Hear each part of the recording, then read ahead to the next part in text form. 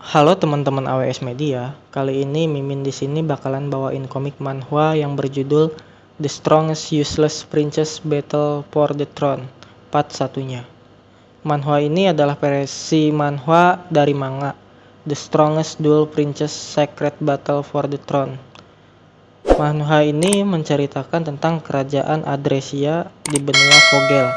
Ini adalah perang memperebutkan tahta kerajaan yang dimiliki kekuatan militer yang kuat dan wilayah yang luas. Dengan penggantinya yang ragu-ragu, anak-anak kaisar berlomba-lomba untuk memperluas kekuasaan mereka. Namun, ada satu pangeran yang dikatakan semua orang pasti tidak akan menjadi kaisar, yaitu Pangeran Ketujuh.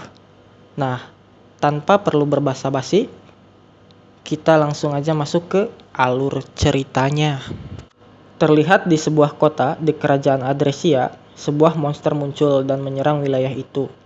Para penduduk yang ada di sana panik dan berlarian meninggalkan monster itu. "Monster, monster, lari!" ucap para penduduk panik. "Tolong aku! Ah! Lari ke tempat yang aman, kami akan menanganinya," ucap prajurit yang berjaga di kota tersebut untuk menangani Minotaur. "Permintaan darurat ke Guild Petualangan juga sudah dikirimkan. Semuanya, bertahanlah," ucap prajurit melanjutkan. Dari kerumunan orang-orang yang berlarian, meninggalkan kekacauan yang ditimbulkan oleh Minotaur, terlihat seseorang malah berjalan ke arah sebaliknya dan mendekat ke monster tersebut. "Hei, apa kau mau mati?" ucap seseorang mengingatkannya. "Kalau kita tidak menghentikannya sekarang, akan lebih banyak korban. Orang yang berdosa akan takut dan yang suci akan gembira," ucap pria misterius itu, dan mulai merapalkan sihir untuk menyerang Minotaur itu. "Perkataanku adalah kalimat suci dewa. Seranganku adalah serangan dewa." Minotaur tersebut bersiap menyerangnya. "Berkumpullah api kehancuran dan biarkan hukuman Nabi membakar pendosa sampai menjadi abu," Minotaur menyorang. Setelah bersiap dengan sihirnya, akhirnya ia menyerang Minotaur itu. Hukuman api keabadian.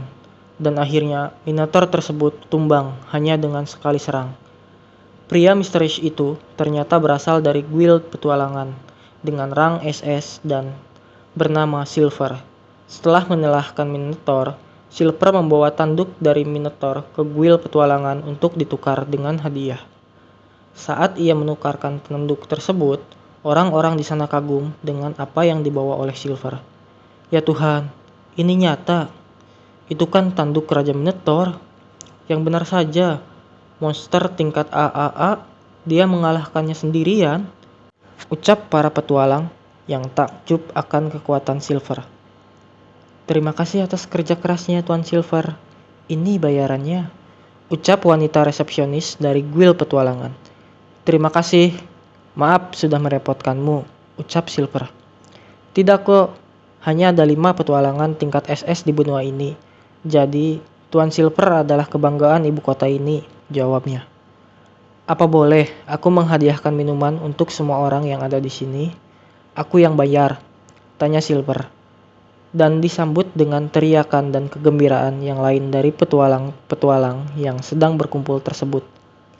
"Lain kali, kalau ada komisi berlevel tinggi, aku harap kamu langsung memberitahukannya kepadaku," ucapnya sambil meninggalkan Guild Petualang. "Baiklah," ucap dari wanita tersebut. "Aku adalah petualang yang hanya menerima misi tingkat tinggi. Jadi, aku harus menjaga relasi yang bagus dengan Guild. Aku harus melakukan hal seperti yang tadi agar tidak membuat para petualang yang lain membenciku. Bagaimanapun juga, aku adalah pangeran," ucapnya dalam hati. Ternyata, identitas sebenarnya dari petualang tingkat SS Silver adalah Pangeran Ketujuh dari kerajaan Adresia yang bernama Arnold Rex Algler, yang dikenal dengan pangeran yang tidak berguna dan pangeran sampah. "Kalau kabar aku menjadi petualang tersebar, itu akan menjadi masalah besar," ucapnya. "Aku harap kamu bisa mempunyai sedikit harga diri." "Dari Pangeran Arnold," ucap Sebas. "Bukankah sudah kubilang, Jangan muncul tiba-tiba, Sebas, ucap Arnold kesal. Tolong maafkan saya, Pangeran. Kebiasaan lama memang sulit diubah, jawab Sebas. Butler Sebastian adalah kepala pelayan dan orang kepercayaan Pangeran Arnold yang mengetahui semua tentangnya. Situasinya gawat, jadi cepatlah ke ibu kota, ucap Sebas memberi laporan. Memangnya ada apa? Jenderal Dominic telah dibunuh. Sebas melaporkan situasi ibu kota tentang perburuan mahkota. Di antara 3 orang itu, siapa yang... ucap Arnold sambil memikirkan tentang jenderal yang tak punya musuh. Jadi, hanya ada satu alasan ia dibunuh, yaitu karena perang perebutan mahkota. Jenderal Dominic belum lama ini ikut terlibat dalam perebutan mahkota. Dia mengatakan kalau dia akan membantu seorang pangeran untuk menjadi raja. Ada orang yang melihat itu sebagai ancaman, dan karena itu dia dibunuh. Karena usianya yang sudah tua, kematiannya tidak akan mempengaruhi kekaisaran, ucap Arnold sambil memikirkan saudara kembarnya, karena mempengaruhi pada pangeran ke-8. Pangeran ke-8, Leonardo Rex Adler, adalah saudara kembarku. Seorang jenius, baik dalam pengetahuan maupun skill militer, dan dia selalu dikelilingi oleh pengikutnya. Dia berbeda dariku yang selalu main-main. Meskipun Leo tidak tertarik pada perebutan mahkota, tapi berkat karakternya itu, ada banyak orang yang mendukungnya untuk menjadi raja, ucap Arnold. Kalau seperti itu, ada kemungkinan kalau Pangeran Leonardo sudah ditetapkan sebagai calon keempat. Apa yang akan Anda lakukan? Tanya Sebas. Keputusan apa yang akan diambil? Calon keempat, ucap Arnold sambil membayangkan. Dari semua penerus, Pangeran kedua, Putri kedua, dan Pangeran ketiga adalah kandidat terbesar. Sisanya punya pilihan untuk mendukung salah satu dari mereka atau bersikap netral, dan satu pilihan lainnya yaitu ikut dalam perebutan mahkota. Tidak kusangka kalau Leo jadi calon keempat. Meski dia menyatakan kenetralannya, sudah terlambat. Berdasarkan dari sifat ketiga calon itu, siapa yang mendapatkan tahta pasti akan membunuh sisanya. Tentu saja termasuk aku dan ibuku. Meski aku, ibuku, dan Leo melarikan diri, kami pasti akan dikejar dan harus hidup dalam rasa takut. Merepotkan sekali. Aku hanya ingin hidup sebagai petualang bebas. Tapi kalau seperti ini sama saja menunggu ajal, ucap Arnold sambil mengangkat topeng silver dan berpikir, kalau aku tidak mau mati, hanya ada satu jalan yang bisa aku ambil. Aku akan ikut perebutan mahkota secara sembunyi-sembunyi dan membantu Leo menjadi raja, ucap Arnold sambil mengenakan topeng silver dan pergi dari ruangannya untuk menemui saudara kembarnya. Dan sebelum ia ke ruangan Leo, ia bertemu dengan bangsawan kekaisaran, dan bangsawan itu menyapanya. Senang bertemu denganmu, Pangeran Arnold, ucapnya. Kudengar, Pangeran Leonardo ingin ikut perebutan tahta. Kamu tidak boleh ketinggalan, lanjutnya. Ia bermaksud meledek Pangeran Arnold, dan bangsawan di sebelahnya lebih merendahkannya. Bicara apa kamu ini? Dibandingkan Leonardo, dia orang yang payah. Meski mereka saudara kembar, perbedaan mereka sangatlah jauh. Ho, benar juga. Maaf, aku terlalu kasar, ucap para bangsawan itu. Tak usah dipikirkan, faktanya dia memang lebih baik dariku, ucap Arnold sambil meninggalkan mereka. Arnold pun melangkah menjauh, namun bangsawan itu malah berbisik untuk membicarakan Pangeran Arnold. Meskipun wajahnya sama, dia hanyalah sampah yang tak punya bakat, sementara adiknya adalah orang yang hebat. Pantas saja orang-orang memanggilnya Pangeran Sampah. Ucap kedua bangsawan itu merendahkan Arnold. Aku benar-benar direndahkan ya. Meskipun aku bersikap seperti ini demi kenyamananku sendiri, ucap Arnold dalam hati, dan aku mendengar semua ucapan mereka.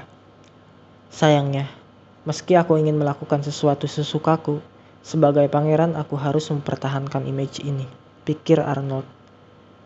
Dan akhirnya Arnold pun masuk ke dalam ruangan Leonardo dan berkata, "Aku masuk."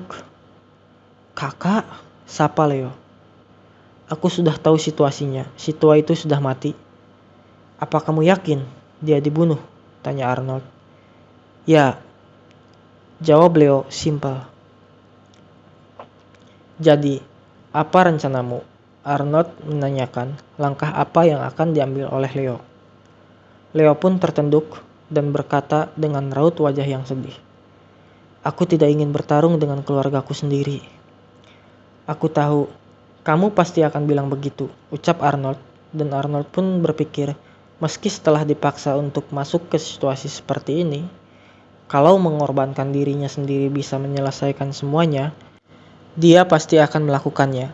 Tapi, "Maaf kak, aku tahu, meski aku tidak ingin bertarung, orang-orang di sekelilingku akan memaksaku cepat atau lambat. Kamu dan ibu akan diincar. Jadi, aku tidak bisa diam saja. Aku..."